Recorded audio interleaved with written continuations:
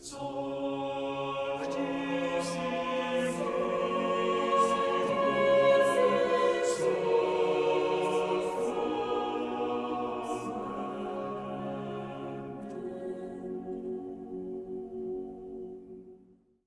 l'avenir avec les migrants et les réfugiés, voilà le thème que le pape François a donné à son message pour la journée mondiale du migrant et du réfugié.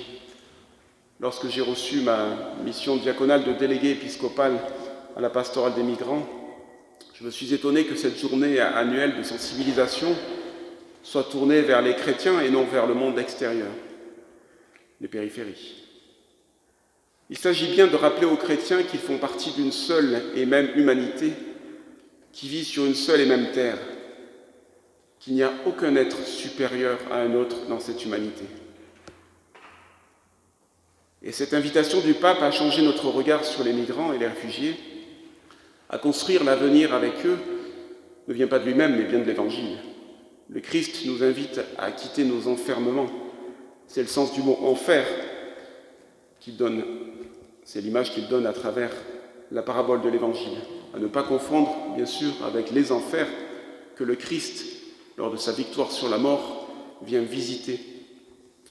Il vient donc ouvrir les portes de ces enfers. Mais l'enfer, le sens, c'est vraiment l'enfermement. Et cet enfermement est dû au manque d'amour. Nous serons après la mort ce que nous avons été sur terre. Et si nous n'ouvrons pas notre cœur, si nous manquons d'amour, nous-mêmes chrétiens, nous ne franchirons pas le vide qui nous sépare de Dieu. Et Dieu n'y pourra rien.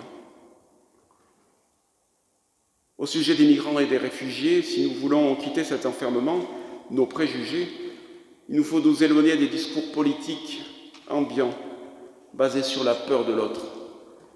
En France, personne ne sait combien il y a d'étrangers en situation irrégulière. Alors on fait la différence entre les migrants qui sont plutôt des migrants économiques et les réfugiés qui fuient des persécutions et qui, eux, sont en demande d'asile et sont en situation régulière. Mais il n'est pas certain que les migrants économiques ne soient pas chez nous de manière légitime parce qu'ils fuient également la mort. Alors personne ne sait combien il y a d'étrangers, ce qui permet à certains d'affirmer que nous sommes envahis, et à d'autres qu'il faut tous les accueillir.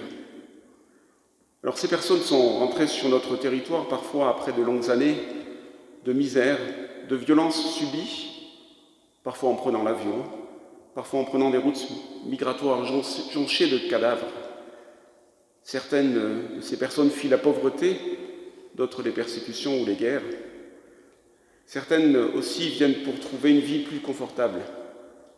Mais quelles que soient ces raisons, ces personnes ne sont ni criminelles ni délinquantes. Elles sont au contraire une formidable opportunité de mûrir en humanité.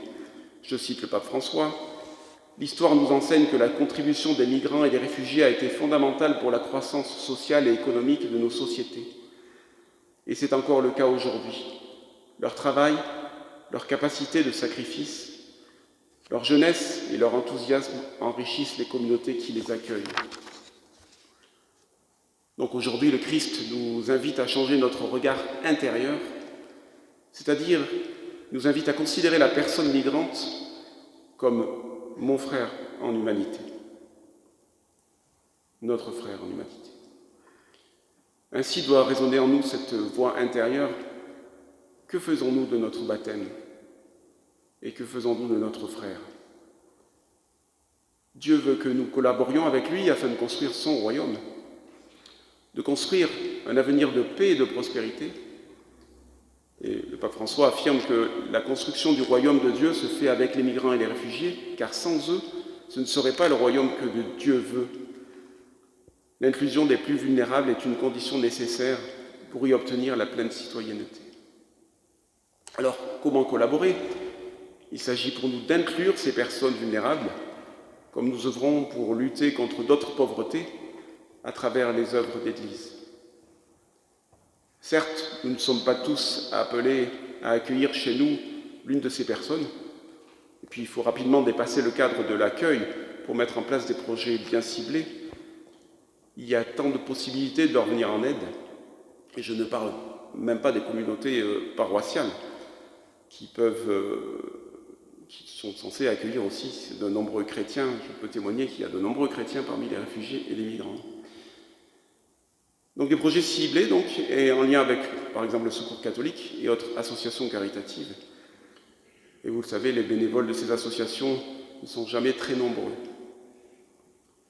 Donc après la messe, après la communion fraternelle, nous pourrons partager le repas et échanger sur les projets portés par notre évêque, la pastorale des migrants, et vos idées sont naturellement les bienvenues. Frères et sœurs en Christ, la bonne nouvelle est que nous ne sommes pas dans la posture de l'homme riche de la parabole.